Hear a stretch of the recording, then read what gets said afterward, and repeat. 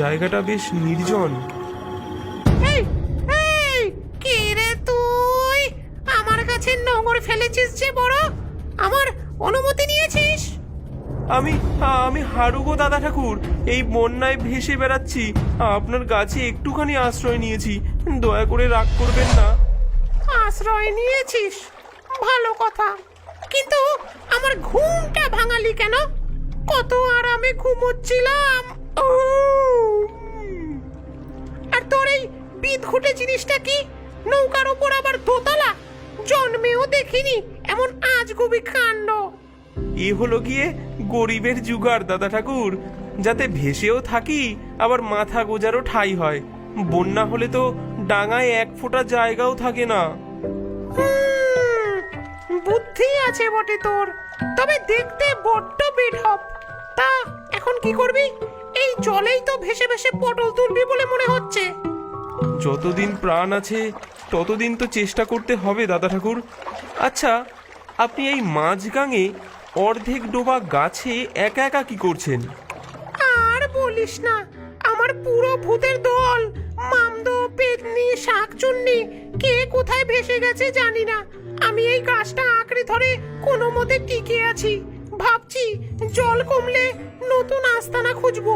বড্ড একা একা লাগে রে। তাহলে এক কাজ করুন না দাদা ঠাকুর, আপনিও আমার এই নৌকা বাড়িতে চলে আসুন। দুজনে মিলেমিশে থাকা যাবে। আর তাছাড়া দুজন থাকলে পথটাও ভালো কাটবে, গল্প গুজব করা যাবে। অ্যাঁ? বলিস কি রে ছোকরা? আমি ভূত আর তুই মানুষ, আমরা একসাথে থাকবো? তোর ভয় করবে না? আমি কিন্তু মাঝে মাঝে ফ্যাঁস ফ্যাঁস করে কথা বলি। কেন নয়, বিপদের সময় আবার ভূত মানুষ কি। আসুন আসুন, আমার এই দোতলায় অনেক জায়গা, আর আপনার ফ্যাঁস ফেঁসে গলা আমার বেশ মজাই লাগছে। ঠিক আছে, যখন এত করে বলছিস। তাছাড়া এই ভিজে ডালে আর বসে থাকতেও ভালো লাগছে না।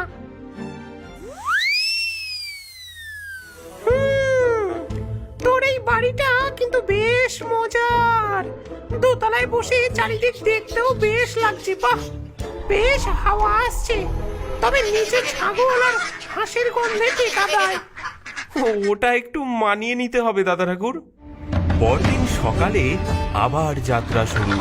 গেছো ভূত তার লম্বা শুকনো হাত দিয়ে এদিক ওদিক ইশারা করে হারুকে পথ বাতলে দিতে লাগলো। ভূতের চোখে তো আর ধুলো দেওয়া যায় না, সে বহু দূর পর্যন্ত দেখতে পায়। ডাইনে ডাইনে ডাইনে চাপ হারু, ডাইনে চাপ। ওখানে একটা মস্ত কুমির হাঁ করে আছে, যেন তোর নৌকাটাই গিলে খাবে। হ্যাঁ, বলেন কি দাদা ঠাকুর, বাঁচালেন যাই হোক। এই ওদিকে যাস না, ওদিকে যাস না হারু। পায়ে পায়ে চোরাবালি, একবার আটকে গেলে আর রক্ষে থাকবে না। সোজা চল, সামনে একটা ফাঁকা জায়গা দেখা যাচ্ছে। আপনি না থাকলে আজ নির্ঘাত বিপদ ঘটতো দাদা ঠাকুর। আপনি তো আমার দিক নির্দেশক হয়ে গেছেন। আরে আমি হলাম গেছো ভূত, গাছের মুখ ডালে বসে কত রাজ্যের খবর রাখি। আর এই বন্যা, এ তো আমার নখদর্পণে।